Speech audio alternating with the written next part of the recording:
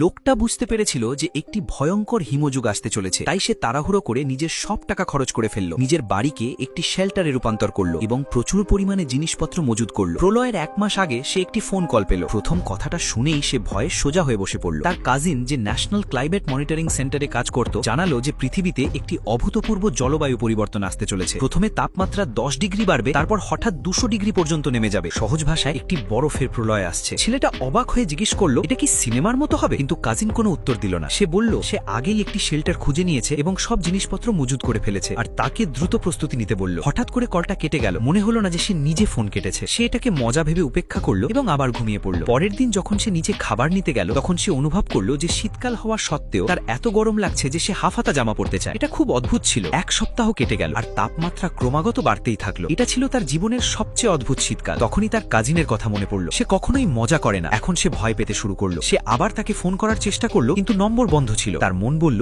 এটা কোনো মজা নয়, তাকে সত্যিই প্রলয়ের প্রস্তুতি নিতে হবে। সে সঙ্গে সঙ্গে মলে গেল এবং পাগলের মতো কেনাকাটা শুরু করলো। প্রথমে কম্বল আর ডাউন জ্যাকেট কিনলো। সে অনেক প্রলয় নিয়ে সিনেমা দেখেছিল, কিন্তু এখন যখন এটা সত্যি হতে চলেছে, তার মন ভয় আর উদ্বেগে ভরে গেল। 4 সপ্তাহের মধ্যে 1 সপ্তাহ সে ইতিমধ্যেই হারিয়ে ফেলেছে। এখন তার কাছে 3 সপ্তাহেরও কম সময় বাকি ছিল। সে এক মুহূর্ত নষ্ট করতে পারত না। সে একটি বেসমেন্ট সহ ভিলা ভাড়া নিল। হিটিং আর বিদ্যুৎ শেষ পর্যন্ত বন্ধ হয়ে যাবে, আর তখন বেসমেন্টই হবে সবচেয়ে উষ্ণ জায়গা। বাইরের কাঠামোকে ফ্রিজ প্রুফ উপাদান দিয়ে শক্ত করতে হবে। সব দরজা এবং জানালা বুলেট প্রুফ গ্লাস দিয়ে বদলাতে হবে। সে শহরের সেরা কনস্ট্রাকশন টিমকে 3 গুণ দাম দিয়ে বুক করলো। তবুও সে চিন্তিত ছিল। প্রাকৃতিক দুর্যোগের সামনে মানুষ অসহায়। এই বিপদ থেকে বাঁচতে তাকে নিজের বুদ্ধি আর অভিজ্ঞতার উপরই ভরসা করতে হবে। তার বেশিরভাগ জিনিসপত্র পরের সোমবারের মধ্যে আসার কথা। তার আগেই সে অতিরিক্ত টাকা দিয়ে কাজ দ্রুত এবং ভালো মানের সাথে শেষ করিয়ে নিল। টিম নির্ধারিত সময়ের একদিন আগেই কাজ শেষ করে দিল। সে খুশি হয়ে বাকি টাকা দিল এবং তাদের সতর্ক করল যে তাপমাত্রা পড়ে যেতে পারে, তাই গরমে থাকতে। তারা তার কথা মানল কিনা তাতে তার কিছু যায় আসে না। প্রলয় এলে সে শুধু নিজের কথাই ভাবতে পারবে। উইকেন্ডে সে আবার সুপারমার্কেটে গেল এবং পাওয়ার ব্যাংক আর কয়লা কিনল। সে আগেই বাড়িতে ফায়ার প্লেস আর চিমনি বসিয়েছিল, তাই সে প্রচুর কাঠ আর কয়লাও কিনে নিল নিরাপত্তার জন্য। প্রলয়ের সময় মানুষের মনই সবচেয়ে বিপজ্জনক হয়, তাই সে একটি সার্ভেইলেন্স সিস্টেমও বসালো। সে বিভিন্ন ফ্লেভারের ইনস্ট্যান্ট নুডলস, সেলফ হিটিং খাবার, সব ধরনের স্ন্যাক্স এবং প্রচুর পানীয় জল কিনল। যেসব খাবার দীর্ঘদিন নষ্ট হবে না সে সবই কিনে ফেলল। যদি বাড়িতে আরো জায়গা থাকতো তাহলে সে পুরো দোকানটাই খালি করে দিত। সে টয়লেট পেপার আর দৈনন্দিন সব প্রয়োজনীয় জিনিসও কিনে নিল। যখন সে সব জিনিস বাড়িতে সাজিয়ে রাখলো, তখন হঠাৎ করে খুব একা লাগতে শুরু করলো। সে অনেক বছর ধরেই একা ছিল, কিন্তু আসন্ন প্রলয় তাকে আরো অস্থির করে তুলছিল। তাপমাত্রা ধীরে ধীরে কমতে শুরু করলো। সে আবার কাজে লেগে পড়ল। একদিকে সে নিজের আন্ডারগ্রাউন্ড বাংকারকে শক্ত করছিল,